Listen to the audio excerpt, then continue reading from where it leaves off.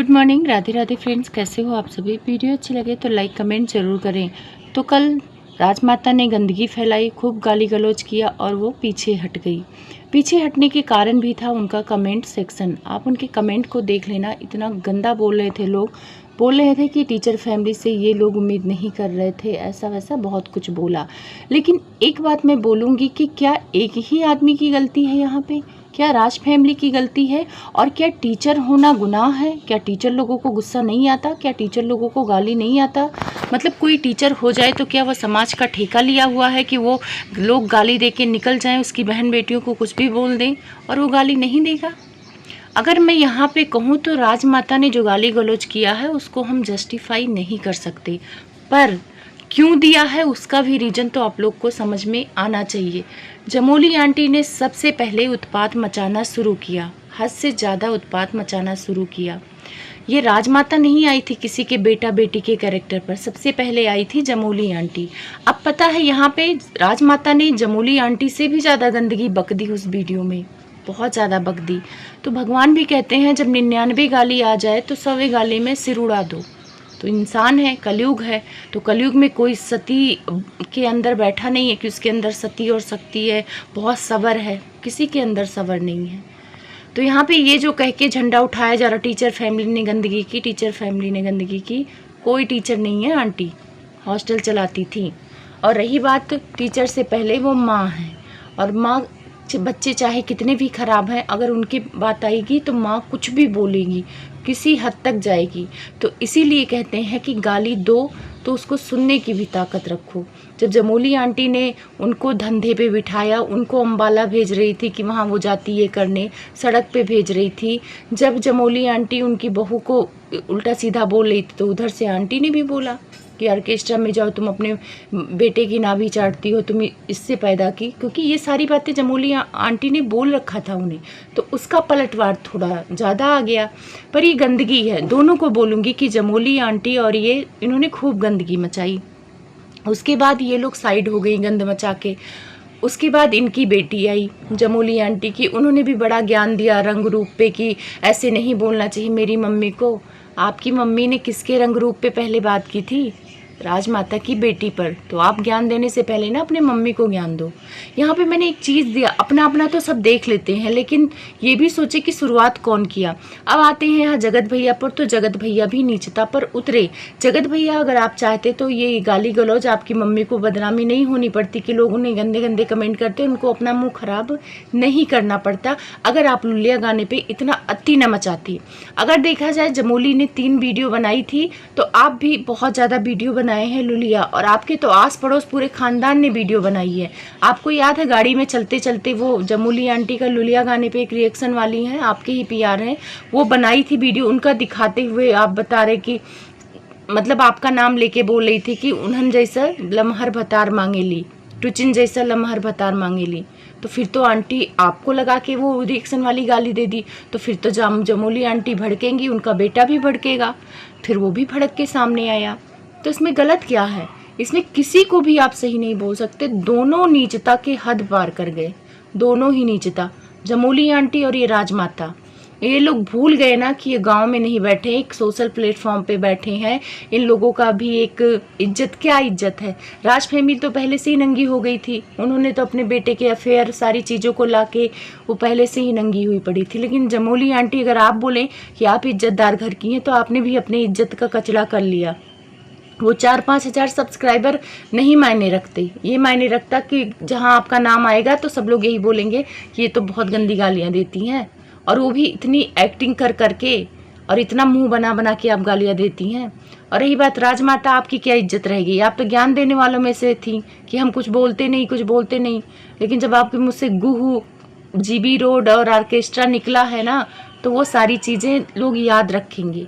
आप चाहे video delete कर दो, चाहे कुछ भी कर दो, मतलब मेरी नज़र में दोनों गंदे से भी गंदे लेवल के हैं। जगत भैया ने मोहित की स्टोरी लगाई, उसमें लुलिया गाने पे कटोरा मांगते हुए दिखाया गया। तो ये किसको आप बोल रहे थे? लुलिया को तो ही बोल रहे थे, चमोली आंटी को। ये जो जगत भैया है बहुत नीचता के लेवल से बोला है। जब आप उनको लुलिया बोल रहे हो तो आप ये जस्टिफाई नहीं कर सकते कि लुलिया एक गाना है, क्योंकि उस गाने को चला चला के एक रिएक्शन वाली बोल रही है कि वो लुलिया टुचिन जैसा भतार मांगेली। तो क्या है, मतलब आप अपने को उसकी माँ के साथ लगा रहे हो, जोमेटो वाले के साथ, तो कितनी गंदगी फैला रहे हो। उसके बाद ये दोनों साइड हो जाती हैं, क्या कहते हैं, माताएं साइड हो जाती हैं, गालियां खाने लगती हैं। फिर आते हैं ये आते हैं तो ये क्या करते हैं, इन लोग का परिवार का एक है कि जो लड़ता है उससे नहीं लड़ते हैं, वो किसी तीसरे को टारगेट कर लेते हैं। अब ये तीसरा कौन है? ये कन्यादान वाली बहन। ठीक है, कन्यादान वाली बहन ने आग लगाया है, सबको पता है कि उन्हीं का आग लगाया हुआ है, लेकिन आग लगा के वो साइड हो गई ना, तो तुम दोनों बुझा सकते हो, चुप होके बुझा सकते हो उस आग को। कोई भी आग लगा के बहुत देर तक आग नहीं रहती है। अगर पानी डाल दिया जाए तो तुम दोनों समझदार होते, तुम दोनों इज्जतदार घर के होते तो ये झगड़ा शांत नहीं हो जाता।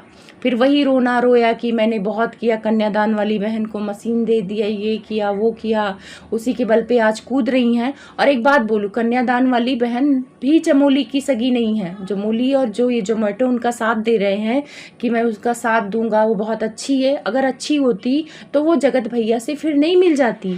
जब इंटरनेशनल जीजा को लेकर जगत भैया और इस कन्यादान वाली बहन में बातचीत हुई तो कन्यादान वाली बहन ने अपने को अच्छा बना लिया और सारी गलती किस पे डाल दी? जीजा जी पे। वही सेम चीज जमोली आंटी के केस में किया। जब जमोली आंटी को ये चुप कराने के लिए बोला कन्यादान वाली से कि तुम्हारी रिश्तेदार है, चुप कराओ, तो कन्यादान वाली ने क्या बोला कि उन्हें डॉलर का चस्का लग गया है, वो बोल रही थी, वो नहीं रुकेंगी। तो यहाँ जमोली आंटी समझो ये कन्यादान वाली किसी की भी सगी नहीं है।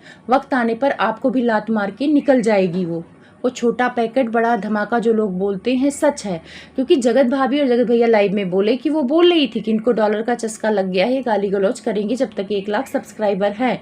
अगर ये बात जमोली आंटी कन्यादान के बीच में हुई है तो जगत भैया की फैमिली तक कैसे पहुंची? तो यहाँ पे कन्यादान वाली अपने को निकालने के लिए, अपने को सेव करने के लिए किसी पर भी इल्ज़ाम लगाएंगी, जबकि ये शुरुआत तो यही करती हैं। तो यहाँ पे एक तरह से देखा जाए कि जगत भैया ने ये भी सारी चीज़ें कही कि अगर ये कन्यादान वाली बहन ये सारा नहीं रोकेंगी तो उनका सब कुछ बाहर आएगा। थोड़ा बहुत उन्होंने बताया भी कि ये बोलती थी कि इनके बड़े पापा इनकी आँख फोड़ देते थे, सब इनके साथ बहुत बुरा करते थे और प्रॉपर्टी ले लेते थे, जबकि ऐसा कुछ है नहीं।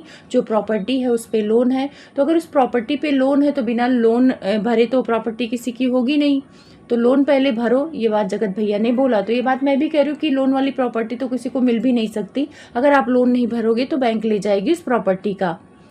तो मतलब प्रॉपर्टी का मामला है या कुछ और मामला है। और देखा जाए तो बहुत सारे कमेंट भी आ रहे हैं इसको कन्यादान वाली को लेकर कि प्रेग्नेंट है, ये है वो है। राशिद ने भी बोल दिया कि उससे उसके साथ दोस्ती थी और वो उसका भाई भी इससे बात नहीं कर रहा था जब घूमने गया था। बहुत सारी चीज़ें निकल के आ रही हैं। जब जगत भाभी के लिए निकल के आ रही हैं तो इनके लिए भी निकल के आएंगी। बोलने वाले का मुँह तो कोई पकड़ नहीं पाएगा जब छीछा लेदर करोगे। तो इधर से जगत भैया ने भी बोला उल्टा सीधा तो उतना नहीं बोला, लेकिन हाँ टारगेट इसको किया कन्यादान वाली बहन को कि हाँ इसी पर सब कुछ आएगा। अगर सामने वाला जितना बोलेगा उसको ना बोल के मैं इसको बोलूँगा क्योंकि आग इसने लगाई है। अब देखो जगत भैया, सब लोग यही बोलेंगे कि तुम स्विगी से टक्कर नहीं ले पा रहे थे इसलिए कन्यादान वाली बहन पर जा रहे हो। और मुझे भी यही लग रहा है, अगर लड़ना है तो मर्दों की तरह लड़ो, कन्यादान वाली को साइड कर दो। उधर से स्विगी का भी वीडियो आ गया, उन्होंने भी बोला कि अगर तू एक बाप का है तो तू मेरे से लड़ेगा, अगर 10 बाप का है तो तू बीच में इसको लाएगा कन्यादान वाली बहन का। और साथ में बोला कि तूने मेरी माँ को गाली दी है तो ऐसा करना, तू अपनी वाइफ को मेरे पास भेज दे और मैं प्रेग्नेंट कर दूंगा। ये बात इन्होंने भी बोली और आंटी जी ने भी बोली कि मेरे 2 बेटे साढ़ है तो भेज दे अपनी बहू को, मैं उसे प्रेग्नेंट कर दूंगा। यहाँ तक आंटी जी को भी प्रेग्नेंट करने की बात की।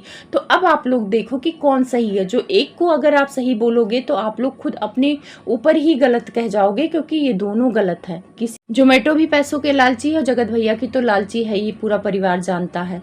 तो अगर ये नहीं रुके जगत भैया तो जगत भाभी का डिजिटल चीरहरण होगा, बहुत गंदगी फैलेगी। लेकिन मुझे लग रहा है कि ये लोग रुकेंगे और कन्यादान वाली बहन को बीच में आना पड़ेगा, क्योंकि अगर वो नहीं आएंगी तो उनकी सारी चीज़ें बाहर आ जाएंगी। और मुझे लगता है, मुझे उम्मीद है कि सुबह तक ये लोग एक दूसरे से माफ़ी मांग के चुप हो जाएंगे, क्योंकि जगत भैया को भी पता चल गया है कि सामने टक्कर का बंदा है, वो पीछे नहीं जाएगा। अभी तक इनकी लड़ाई औरतों से हुई। जगत भैया, मैं यही बोलूंगी कि अगर अपनी बीबी की इज्जत चाहते हो, उसका डिजिटल चीरहरण ना हो, तो पीछे हट जाओ, क्योंकि जितने गंदगी में पैर डालोगे उतना दलदल में फंसते जाओगे। पता है, यहाँ अगर एक भी इंसान शरीफ होता, चाहे जमोली आंटी चाहे इधर का फैमिली, तो चुप हो जाते, लेकिन ये कोई शरीफ नहीं है, दोनों एक से बढ़ के एक हैं।